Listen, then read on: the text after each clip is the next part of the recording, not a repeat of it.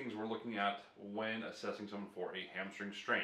A couple of the big things we're looking for is, for one, muscular strength that they still have. Is there massive swelling? Is there balling up of the tissue? When you're looking at a strain, you've got three different classifications: grade 1, 2, or 3. Grade 1 is going to be a little bit of pain, mild tearing, and very minimal actual bruising at that point in time. It could happen, but it would be very minimal. You would not necessarily see a balling up of tissue. Grade 2 would be more tearing, up to, I think the classification is up to like 90%. More swelling, possibly more bruising for sure. And muscle strength loss in hamstring curl or hamstring strength is going to be a lot more diminished. And then grade 3 is a full tear. So that's going to be more of a balling up of the tissue, especially if the tear happens more low. More of that balling up will be up high, closer to the glute themselves or the hip themselves.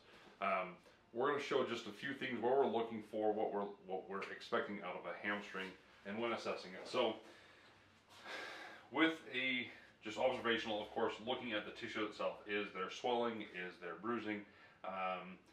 And then palpating through the tissue, we have the outer one hamstring and the two on the inside. Semi-membranosus, more on the inside, semi-tendinosus, that both come down and hook underneath behind the knee on the inside, and then bicep femoris that comes down and hooks over here.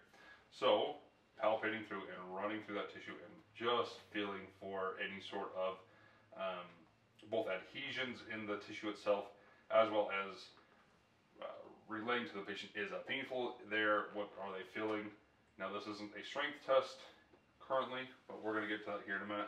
Again, palpating through the whole thing for balling up, tear-like sensation. Tissue is going to feel different when it is injured.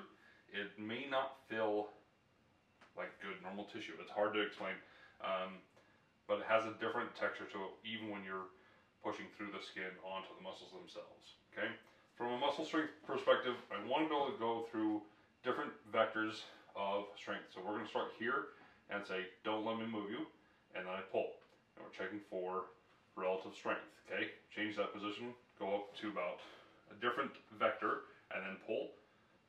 Okay, then from there a different vector again, pull, and then a different position all the way, more lengthened, and then one last one is just push me up into the air and having the patient contract the tissue up to see if it is painful, what the current strength status is of that tissue itself.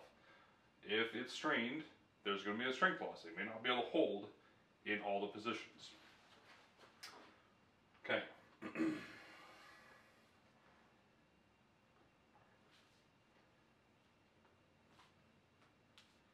Dependent on when somebody tore or had a strain of the hamstring will also play into if there's symptoms or strength losses into the calf, gastroc muscles, if there's a change in function at the low back,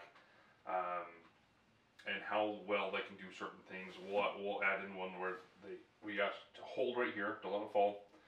Can they hold? They should be able to hold this with no extra force, and then give them a little force, don't let me move you, and making sure that they can maintain good strength, both this test, both hamstring, glute, and low back a little bit. So that's some of the tests for hamstring right there, out of just a palpatory and observatory method. Okay, so we just switched around, so we're still testing the same leg, but now we're doing a test called straight leg raise. Now, we can do this passively, actively. We're going to do passive first. Checking for limitations in motion at the hip, if there's excessive flexion at the knee or bending at the knee.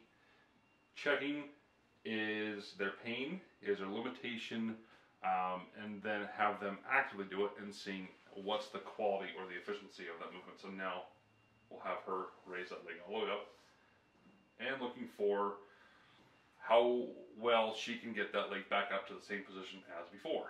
Passively and actively, you want them pretty darn close together. After we assess the findings of the hamstring, we then go off of what is most important then. Do we need to add in some form of nutritional help, nutritional supplementation for that type of healing?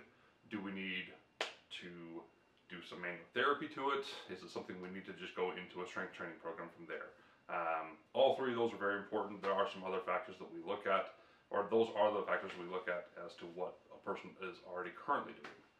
If a person already has, let me say this differently, if your diet is something that may be causing a lot of inflammation in the body, we work to improve that first so we can have the most adequate or optimal internal environment for the body as possible via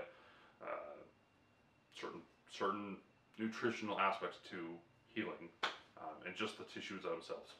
So when going to the strength training aspect of this, it may follow a pattern of increasing strength in the isometric positions of the hip and the knee in their flexion and extension patterns, as well as strengthening up then movement of the hamstring itself, both in the lengthening out phase and shortening phase. So those are called eccentric for the lengthening and concentric for the shortening.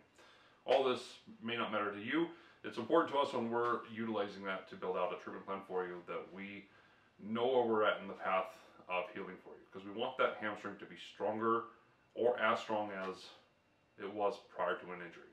So if you have any questions off all of that information, please reach out to me. Let me know how I can help. This is our approach when we're looking at a hamstring-based strain of the muscle. If it is something that is worse, we have the access to be able to order imaging or do other tests as well. So thank you for watching. Have a wonderful day.